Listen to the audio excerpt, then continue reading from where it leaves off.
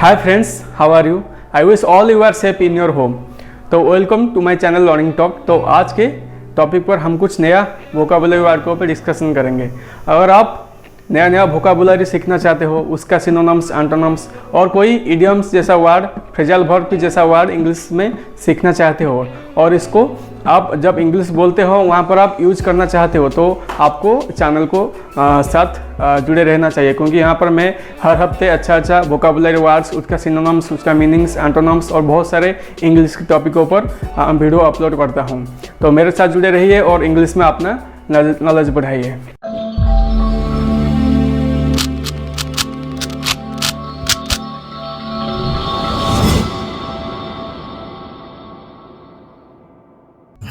तो आज का वर्ड है कैंडर। ये एक नाउन है। इसका मतलब क्या है?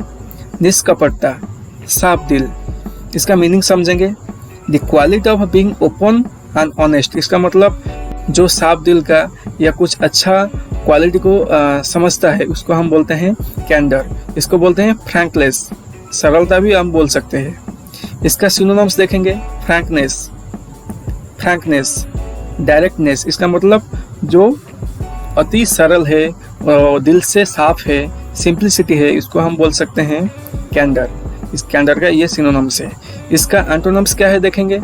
Dishonest, unfairness. इसका मतलब जो डिसऑनेस्ट है, जिसका अंदर साधुता नहीं है, कोई सरलता नहीं है। इसको हम समझेंगे कैसे हम इसको इंग्लिश में यूज कर सकते हैं। हम जब इंग्लिश बोलते हैं तो हम इसको कैसे उस सेंटेंस में यूज कर सकते हैं, ताकि हमारा जो इंग्लिश हम बोलते हैं वो बहुत अच्छा हो। He spoke of those aspects with great candor and warmth. उन्होंने उन पहलुओं पर बड़ी स्पष्टता और गर्मजोशी के साथ बात की। नेक्स्ट एग्जाम्पल देखेंगे। नेक्स्ट वर्ड है प्रोसिलिटाइज। ये एक वर्ब है। इसका मतलब क्या है? धर्मांतरीकरण करना। इसका मीनिंग समझेंगे।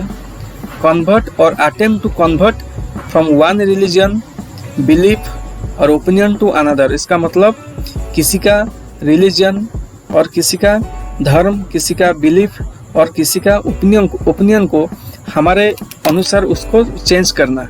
इसको हम बोलते हैं प्रोसिलिटाइज। इसका सिनोनिम्स हम समझेंगे। Convince, persuade. इसका मतलब हम किसको कन्विंस करते हैं, मतलब हम जो उससे करवाना चाहते हैं तो हम उसको कन्विंस करते हैं। उसका जो ओपिनियन है उसको हम टोटली चेंज कर देते हैं हमारे बातों से। इसको बोलते हैं प्रोसिलिटाइज। ये इसका सिनोनिम्स है, कन्विंस। इसका एंटोनिम्स है रिपुडिएट, डिसएग्री। इसका मतलब किसी की बात को ना मानना, डिसएग्री करना, मना कर देना। इसको हम समझेंगे कैसे हम इसको इंग्लिश में यूज कर सकते हैं।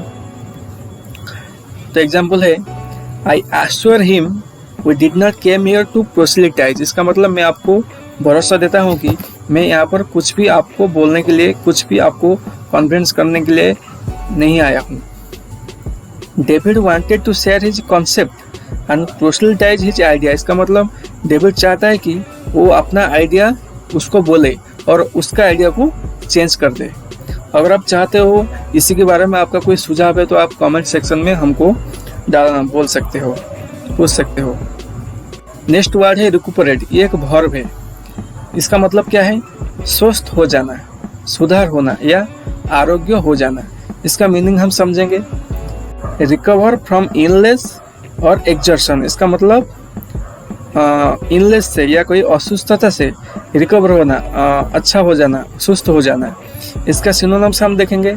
Recover, improve, cure. इसका मतलब आरोग्य हो जाना। रिकुपरेट का मतलब आरोग्य हो जाना। इसका एंटोनिम्स देखेंगे। Deteriorate, decline. इसका मतलब क्या है? हेल्थ में और स्वास्थ्य अवस्था में गिरावट आना। इसका एग्जाम्पल हम देखेंगे। She has been recuperating from a knee injury. इसका मतलब उसका नी जो इंजरी हो गया था, अभी वो प्रॉब्लम से क्या हो रहा है? उसका प्रॉब्लम से अभी सुधार हो रहा है और धीरे धीरे अच्छा हो रहा है। उसका नी प्रॉब्लम धीरे धीरे अच्छा हो रहा है। She is going to need time to recuperate after the operation. इसका मतलब उसको थोड़ा टाइम चाहिए। अभी जो उसका ऑपरेशन हुआ है उसको थोड़ा टाइम चाहिए उससे बाहर आने के लिए, सुधार होने के लिए।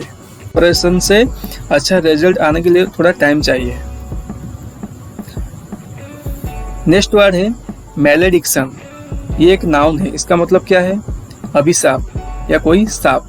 इसका मीनिंग समझेंगे। अन इविल स्पीच और कर्स अपॉन समवन और समथिंग। इसका मतलब किसी के ऊपर हम कुछ बुरा भला कहना, कुछ उसको बुरा करने के लिए कुछ ऐसा कुछ हम उसको कह देना या कोई इसको साप देना, अभिशाप देना, इसको बोलते हैं मैलेडिक्शन। इसका सिनोनिम्स देखेंगे। कर्स, इम्प्रेक्शन, इसका मतलब उसको साप देना। इसका एंटोनिम्स है ब्लेसिंग, आशीर्वाद देना। इसको हम समझेंगे एग्जाम्पल के माध्यम से। The woman tried to kill her cheating husband by chanting a malediction. इसका मतलब एक औरत उसकी जो चीटिंग स्वामी को मारने के लिए उसने क्या किया ना, कुछ साप दिया, अभिशाप दिया, क्योंकि वो उसको चीटिंग कर रहा था तो उसको मारने के लिए कुछ अभिशाप दिया। नेक्स्ट है the witch malediction made the young princess fall into a deep sleep. इसका मतलब चुड़ैल की सांप ने क्या किया, यंग प्रिंसेस को गहरी नींद में सुला दिया। आज का इडियम से टेक हार्ट। इसका मतलब to stay confident and positive, to find happiness in something. इसका मतलब आप पॉजिटिव और कॉन्फिडेंट रहना या कुछ चीज में हैप्पीनेस ढूंढना। इसको हम समझेंगे कैसे हम इसको इंग्लिश में यूज कर सकते हैं। I take heart from the positive medical test result. इसका मतलब जो मेडिकल टेस्ट में जो पॉजिटिव रिजल्ट आया है इसको सुनकर मैं बहुत कॉन्फिडेंट हो गया हूँ, खुशी हो गया हूँ। और हम ऐसे बोल सकते हैं कि मैं कॉन्फिडेंट के साथ बोल सकता हूँ कि मेडिकल टेस्ट में मेरा पॉजिटिव रिजल्ट आएगा। तो मैं आगे भी ऐसे अच्छा वीडियो लाता रहूँगा लर्निंग के रिलेटेड और वोकैबुलरी के रिलेटेड। तो मेरे साथ जुड़े रहने के लिए चैनल को लाइक एंड सब्सक्राइब कीजिए।